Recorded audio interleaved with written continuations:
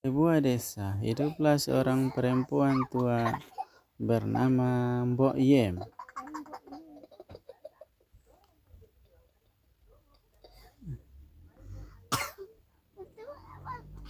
Di sebuah desa, hiduplah seorang perempuan tua bernama Mbok Yem. Ia hidup sebatang kara. Mbok Yem ingin sekali memiliki seorang anak agar dapat merawat dirinya yang sudah mulai tua.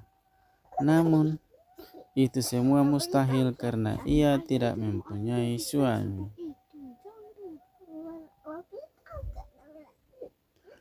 Setiap hari Mbok Yem pergi ke hutan untuk mencari kayu bakar. Pada suatu hari, di tengah hutan, ia bertemu dengan seorang raksasa yang sangat menyeramkan. Tubuh raksasa itu lebih tinggi dari pohon. Kulitnya penuh dengan bulu yang kasar. Kulitnya gelap. Mulutnya terdapat sepasang taring yang sangat tajam. Kukunya panjang dan kotor. Mbok Yem sangat ketakutan. Tubuhnya gemetaran melihat makhluk yang sangat besar itu. Raksasa itu berkata dengan suara yang sangat membahana, "Hei perempuan tua, jangan takut. Aku tidak akan memakanmu. Kamu sudah terlalu tua. Dagingmu keras dan tidak enak. Aku datang ke sini hanya ingin memberitahukan sesuatu padamu." Raksasa itu memberikan beberapa butir benih tanaman dan berkata, "Tanamlah benih ini dan rawatlah dengan baik.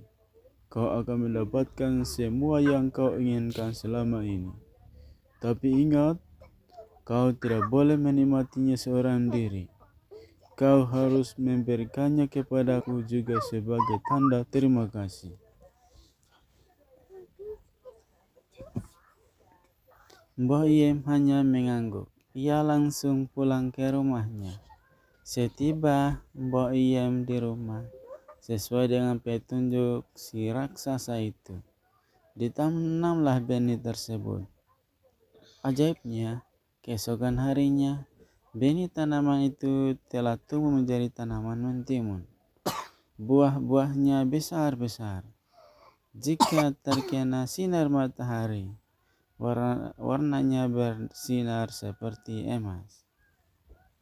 Karena penasaran dengan buah mentimun itu, akhirnya dipetiklah satu yang paling besar. Ketika dibelah, Mbok Yem sangat terkejut. Di dalam timun tersebut ada seorang bayi perempuan yang sangat cantik. "Jadi ini maksud dari ucapan si raksasa?" ujarnya dalam hati. Betapa senangnya Mbok Yem. Tidak pernah terbayangkan akan mempunyai seorang anak perempuan yang sangat cantik. Karena lahir dari buah mentimun berwarna keemasan, anak itu diberi nama Timun Mas. Keesokan harinya di hutan, Mbok Yem bertemu kembali dengan si raksasa. Raksasa itu berkata, "Engkau sudah mendapatkan apa yang kau inginkan selama ini.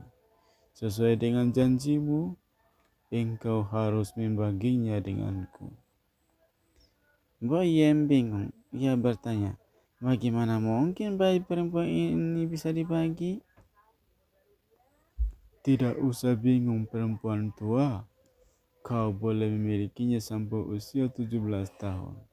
Selanjutnya, anak itu akan menjadi santapanku," jelas raksasa. "Baiklah raksasa, aku akan merawat anak itu dan menganggap anak itu anakku sendiri sampai usia 17 tahun, ujar Mbok Yem. Timun Mas tumbuh menjadi seorang gadis yang sangat baik hati dan cantik jelita. Kulitnya kuning langsat, tubuhnya tinggi semampai, rambutnya hitam berkilau. Semakin hari kecantikannya semakin terlihat. Timun Mas juga sangat rajin membantu ibunya. Ia selalu menemani ibunya mencari kayu bakar di hutan. Kebaikan hati Timun Mas membuat Mbok Yem khawatir kehilangannya. Ia sangat menyayangi Timun Mas untuk menjadi santapan si raksasa. Tahun demi tahun terus berganti. Kini Timun Mas sudah menginjak usia 17 tahun. Sudah waktunya bagi raksasa itu untuk mengambil Timun Mas. Mbok Yem menyuruh Timun Mas bersembunyi di dalam kamar. Tiba-tiba terdengar suara dentuman yang sangat keras. Itu adalah suara langkah kaki si raksasa. Mbok Yem gemetar ketakutan. "Hai perempuan tua, mana anak perempuanmu yang telah kau janjikan untukku?" teriak raksasa itu. "Ia sedang mandi di sungai, Tuan Raksasa. Tubuhnya sangat bau. Kau pasti tidak akan suka memakannya," ujar Mbok Yem. "Baiklah, aku akan kembali seminggu lagi. Pastikan ketika aku kembali, ia sudah siap untuk kubawa ke hutan," ujar raksasa. "Tentu saja Tuan, aku tak akan mengecewakanmu," ujar Mbok Yem. Maka pergilah raksasa itu kembali ke hutan. Mbok Yem dan Timun Mas sangat lega. Mereka masih punya waktu seminggu untuk bersama. Namun setelah seminggu berlalu dan raksasa itu datang kembali, ibu dan anak ini tetap tidak mau berpisah. Timun Mas kembali bersembunyi, kali ini di dapur dalam tempayan air yang kosong. "Hai perempuan tua, aku kembali untuk menagih janjimu. Cepat serahkan anak perempuan," teriak si raksasa. "Maaf Tuan Raksasa, Timun Mas sedang menjual kayu ke kampung.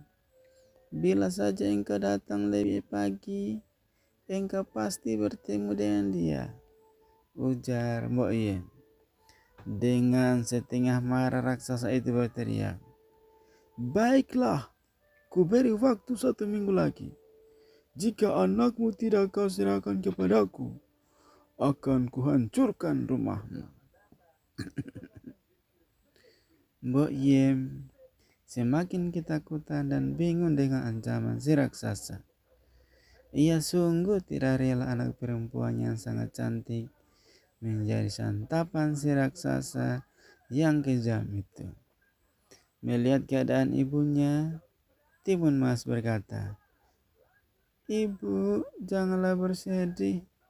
Relakanlah aku menjadi santapan raksasa itu," ujar Timun Mas. "Tidak anakku, ibu tidak akan membiarkanmu menjadi mangsa raksasa jahat itu. Ibu akan melakukan apapun untuk menyelamatkanmu," ujar Mbok Yem. Kemudian Mbok Yem pergi menemani seorang kakek yang sakti tinggal di gunung. Kakek sakti itu memberikan benih mentimun, sebuah duri, sebutir garam, dan sepotong terasi. Seminggu kemudian, raksasa itu datang lagi. Kali ini, si raksasa sudah tidak dapat menahan emosinya. Kakinya yang besar dihentak-hentakan ke tanah sehingga bumi bergetar. "Cepat serahkan anakmu, atau kuhancurkan rumah beserta isi dirimu. Aku sudah sangat lapar," teriak raksasa. "Maaf Tuan Raksasa, anakku sudah berjalan ke hutan. Kembalilah engkau ke hutan tempat tinggalmu. Timun Mas sudah berada di sana," kata Mbok Yem berbohong. Pada saat itu, Timun Mas sudah keluar rumah melalui pintu belakang.